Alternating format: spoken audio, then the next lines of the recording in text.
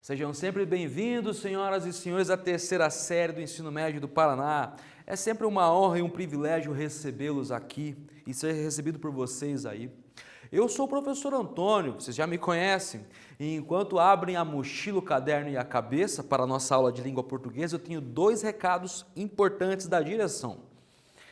Primeiro, se você está acompanhando as aulas pela TV aberta, fica tranquilo, vem tranquilo, faça suas anotações. Este método de estudo é muito interessante no estudo das línguas e vai te ajudar na resolução das atividades que você pega periodicamente na escola, ok? Agora, se você tem acesso à web, se você tem acesso à rede mundial de computadores, fica logado no Aula Paraná com o @escola e não se esqueça de responder a questão obrigatória diariamente. É ela que registra no sistema a sua presença, ok? Vamos juntos hoje? Vamos fazer uma retomada. Objetivos da aula de hoje: ler e analisar alguns textos da geração de 30, a gente já estudou isso juntos. Reconhecendo diferentes formas de tratar uma informação na comparação de textos em função das condições de produção em que foram produzidos e que serão recebidos. Reconhecer o efeito de sentido decorrente da escolha de uma determinada palavra ou expressão. E, finalmente, reconhecer o efeito de sentidos decorrente da exploração dos recursos morfossintáticos. É a fronteira entre a morfologia, um campo da linguística que estuda o processo de formação de palavras, por exemplo, as classes de palavras, e a sintaxe, que estuda o arranjo das palavras na sentença, nos enunciados, ok? Vamos juntos. Relembrando, vocês lembram desse texto aqui? É do século XIX, metade do século XIX, a gente já estudou comparativamente. Então, tentem puxar aí da memória de vocês. Minha terra tem palmeiras onde canta o sabiá, as aves que aqui gorjeiam, não gorjeiam como lá. Nosso céu tem mais estrelas, nossas várzeas têm mais flores, nossos bosques têm mais vida, nossa vida mais amores. Em cismar sozinho à noite, mais prazer encontro eu lá. Minha terra tem palmeiras onde canta o sabiá. Mas, professor, isso não é da geração de 30. De fato, mas vai ser retomado ao longo de todo o século XX. Querem ver? Canção do Exílio, Murilo Mendes, de um livro chamado Poemas 1930. Minha terra tem macieiras da Califórnia, onde cantam garaturamos de Veneza.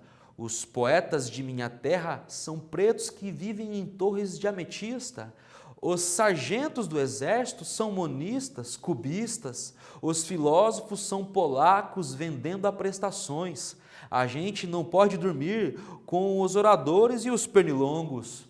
Os sururus em família têm por testemunha a Gioconda. Eu morro sufocado em terra estrangeira. Nossas flores são mais bonitas, nossas frutas mais gostosas, mas custam 100.000 réis a dúzia. Ai, quem me dera chupar uma carambola de verdade e ouvir um sabiá com certidão de idade. Observaram aí, né, o diálogo, essa propriedade da língua ou das línguas naturais, né, que a gente chama de intertextualidade, esse diálogo entre textos. Então, primeiro quiz, jogo rápido para vocês. Considere o fragmento em destaque e assinale a opção que define o procedimento composicional empregado pelo autor. Minha terra tem macieiras da Califórnia, onde cantam garaturamos de Veneza. Letra A, o poema é atravessado por outro texto, ou outro poema. Letra B, o poema marcado pelo estrangeirismo. Essa é fácil, né? Respondam aí, eu já volto objetivamente respondendo essa questão.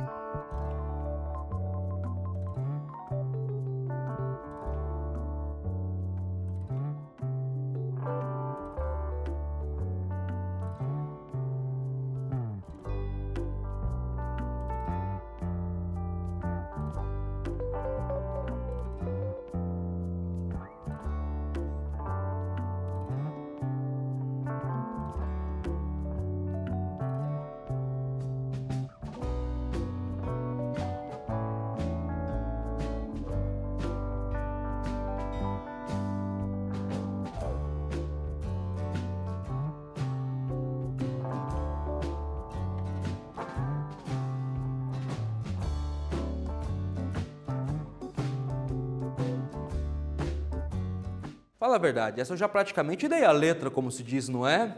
Vamos juntos, qual que é a resposta correta? Letra A, o poema é atravessado por outro poema num processo de intertextualidade ou dialogia, como os linguistas chamam, ok? Sigamos. Pessoal, aqui é um panorama histórico.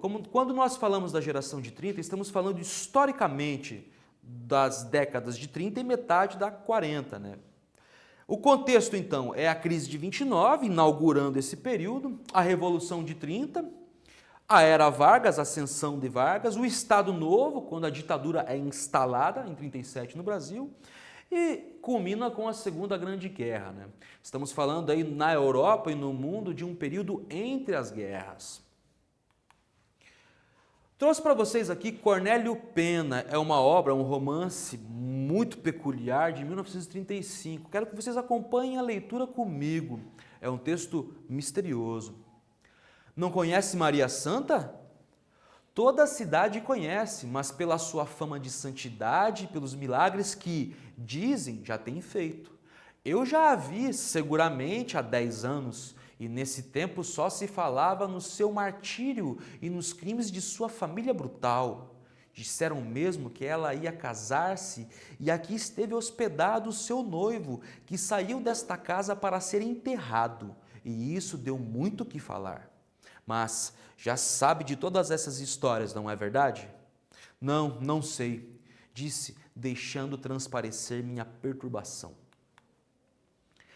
Em Fronteira, minha gente, a história gira em torno da personagem Maria Santa. Ela é a personagem principal. Ela está envolta, assim como os demais personagens e o próprio narrador, numa atmosfera, num clima de mistério. Sabe-se que muitas tragédias se passaram no casarão onde mora Maria Santa, mas não se sabe como e por que essas coisas ocorreram lá. Então continuamos agora com o nosso texto.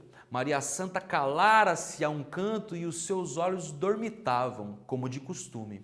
Entretanto, apesar da lassidão visível de seus braços caídos ao longo das pernas perdidas da grande roda do vestido castanho, tudo nela denunciava uma espera inquieta. Qualquer ruído longínquo, vindo de fora, fazia com que as pupilas se dilatassem visível e violentamente, apesar da queda lenta das pálpebras, que restabeleciam cautelosamente a sua impassibilidade dormente. Tia Emiliana, a boca entreaberta, sacudia os seus bilros e, de vez em quando, dava uma palmada seca no modelo de renda que tinha diante de si e erguia a mão muito alto. De repente voltou-se para mim com mau humor e exclamou: "Vamos, digam alguma coisa, faça o favor de fazer Maria Santa falar, porque eu não acerto um só ponto desta maneira." "Naturalmente está nervosa", disse com indiferença. "Nervosa." Saltou a senhora e fez tilintar as suas inumeráveis pulseiras escravas, pois podia estar. Olhe que se aproxima a Semana Santa, estamos em plena quaresma. Deus é testemunha de que eu não tenho medo de ninguém. É preciso que saiba, de uma vez por todas, que a mim não se engana facilmente. Maria Santa continuava quieta, com os olhos opacos e lentos, com um olhar espesso, imóvel, como o dos pássaros noturnos. O silêncio que se fizera depois da exclamação de tia Emiliana tornou-se intolerável e sentíamos-nos como estrangeiros que falam línguas diferentes reunidos pelo acaso. "Mas quem pretende enganá-la?" disse eu, querendo quebrar aquele mau encantamento. "Eu não posso enganar a ninguém. Maria é santa, como a senhora faz crer aos seus amigos e clientes." A partir da sua leitura do fragmento em destaque, responda com suas palavras. Observem o recorte. Maria Santa continuava quieta, com os olhos opacos e lentos, com um olhar espesso, imóvel como o dos pássaros noturnos. Quais figuras de linguagem podemos reconhecer nesta passagem? Explique com suas palavras os efeitos de sentido que esse recurso estilístico provoca. Releiam aí com atenção, vocês devem ter notado que a narrativa é meio densa, meio lúgubre, noturna e soturna. Respondam aí que eu já volto com vocês.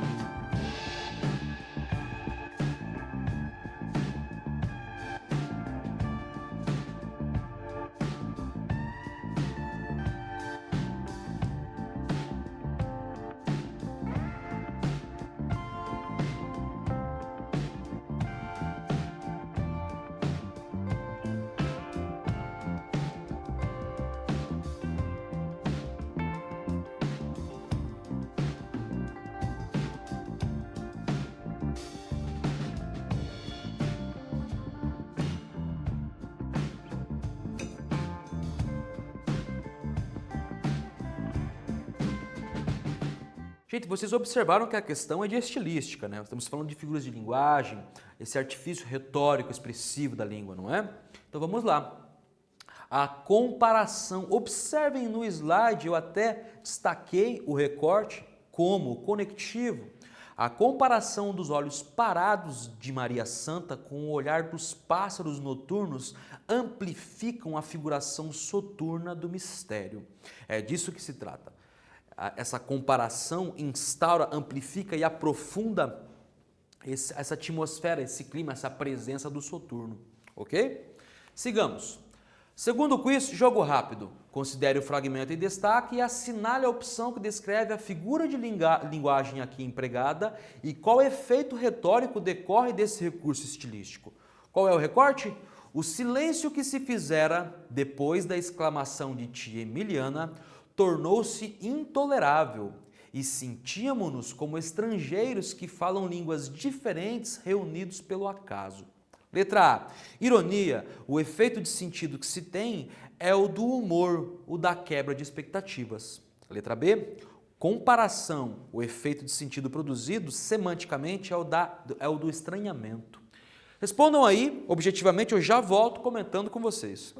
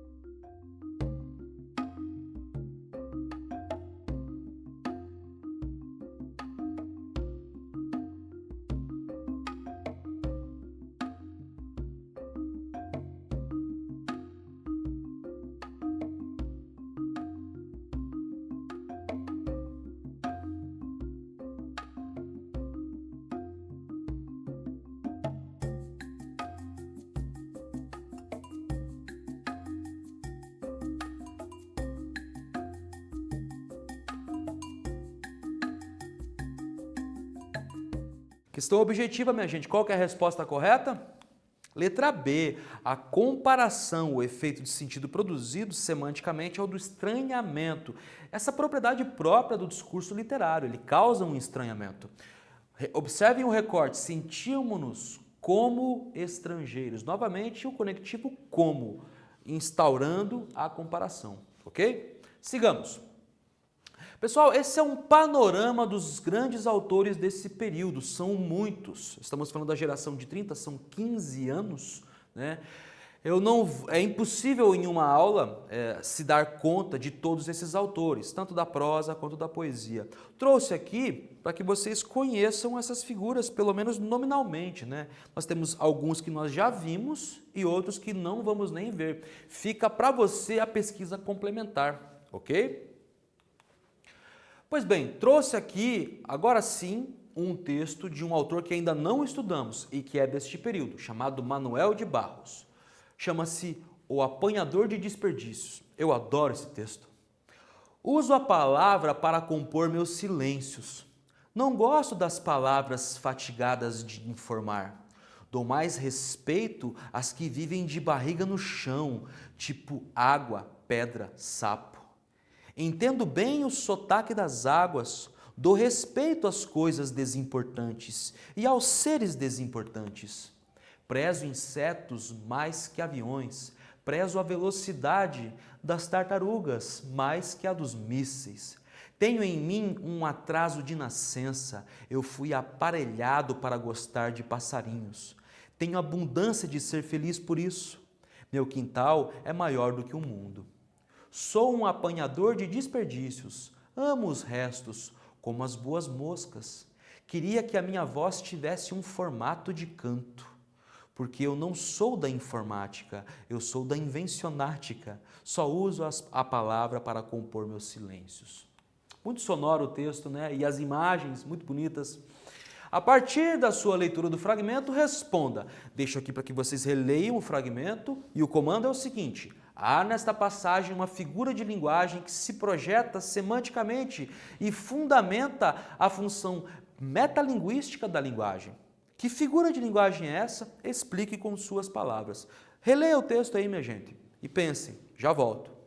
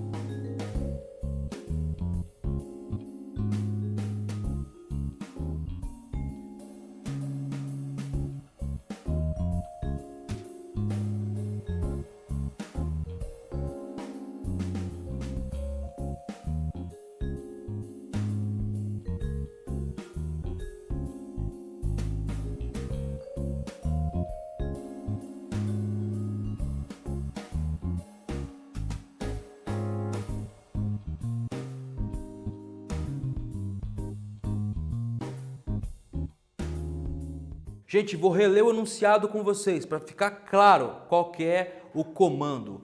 Há nesta passagem uma figura de linguagem que se projeta semanticamente e fundamenta a função metalinguística da linguagem. Que figura de linguagem é essa? Explique. Pois bem, a figura retórica, a figura de linguagem em questão é a metáfora das palavras água, pedra, sapo. O poeta aqui problematiza a comunicação, a informação e o sentido amplo das palavras, não é?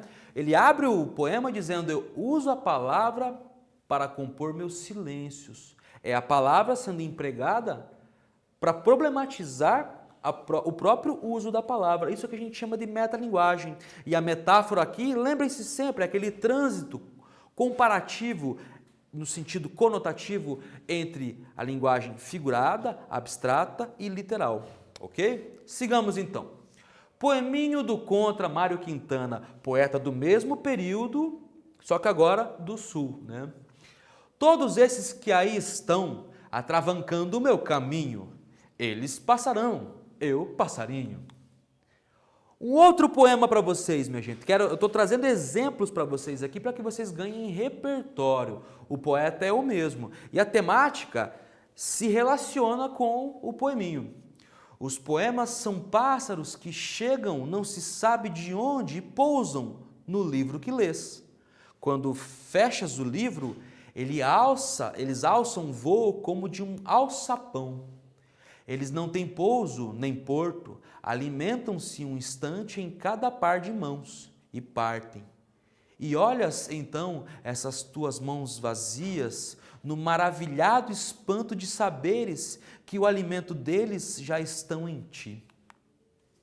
Li 2 poeminhas para vocês do Mário Quintana com o mesmo tema, né? Então eu quero que vocês respondam essa questão. A partir da sua leitura, responda. Lembrando que a polissemia se define como a possibilidade do sentido de uma palavra ser múltiplo, explique por que a palavra passarão encerra muitos sentidos no poema. Justifique sua resposta articulando as figuras de linguagem empregadas no texto. Essa vai mobilizar um esforço maior de vocês. Já volto comentando.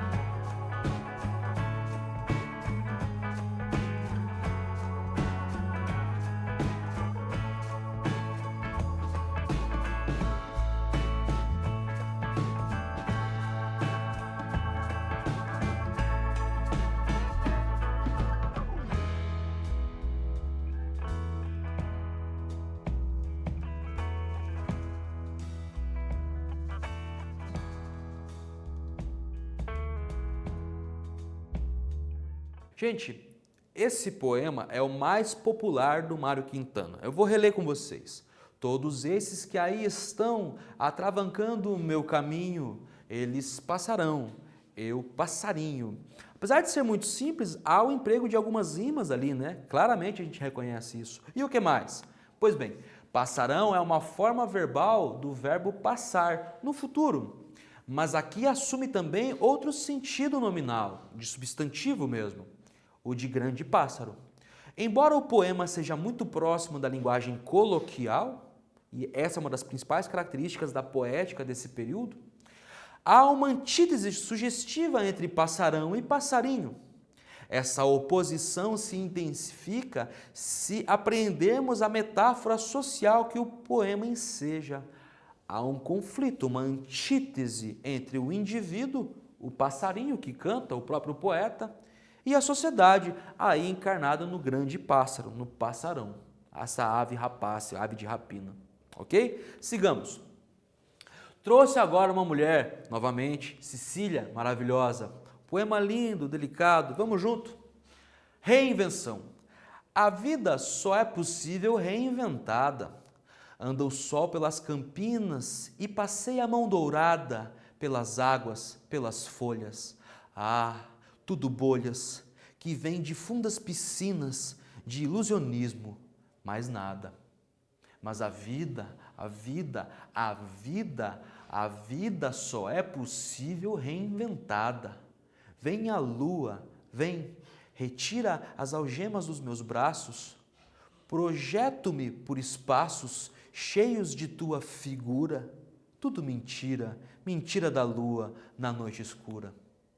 Não te encontro, não te alcanço, só no tempo equilibrada, desprendo-me do balanço que além do tempo me leva, só na treva fico recebida e dada, porque a vida só é possível reinventada. Linda essa mulher, né? Eu adoro a poética da Cecília. Mais uma questão para vocês, minha gente. A partir da sua leitura, responda. Qual figura de linguagem aqui empregada que marca enfaticamente uma mensagem e uma advertência? Qual o efeito expressivo decorre desse emprego peculiar da linguagem? Você reconhece outra figura de linguagem aqui? Vou reler para vocês. Porque a vida só é possível reinventada. Pensem aí, minha gente. Já volto com vocês.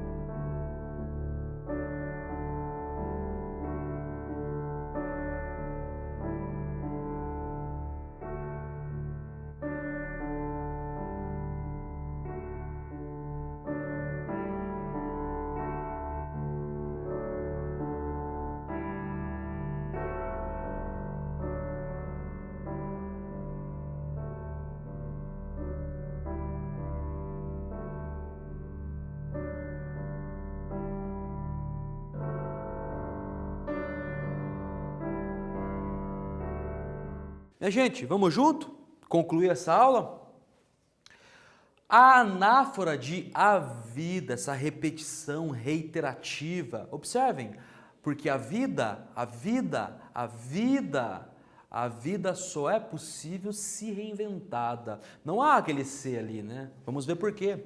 Que enfatiza uma concepção de vida literária. A vida só é possível através da literatura reinventada.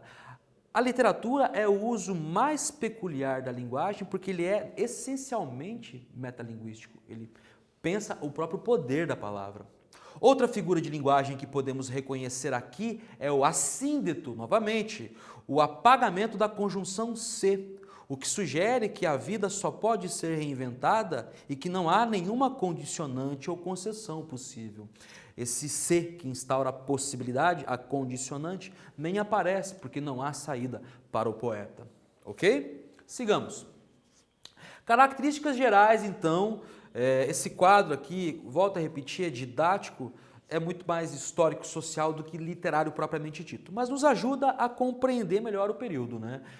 A prosa do romance de 30, da poesia de 30, se caracteriza pelo engajamento político e social. Ela tece crítica contundente aos costumes, às instituições e, sobretudo, aos governos. Segundo, é uma literatura marcada pelo regionalismo, como a gente viu na aula passada com Graciliano Ramos, né? E, finalmente, a coloquialidade, essa linguagem muito mais próxima da fala comum do que a literatura, por exemplo, passada, do século XIX.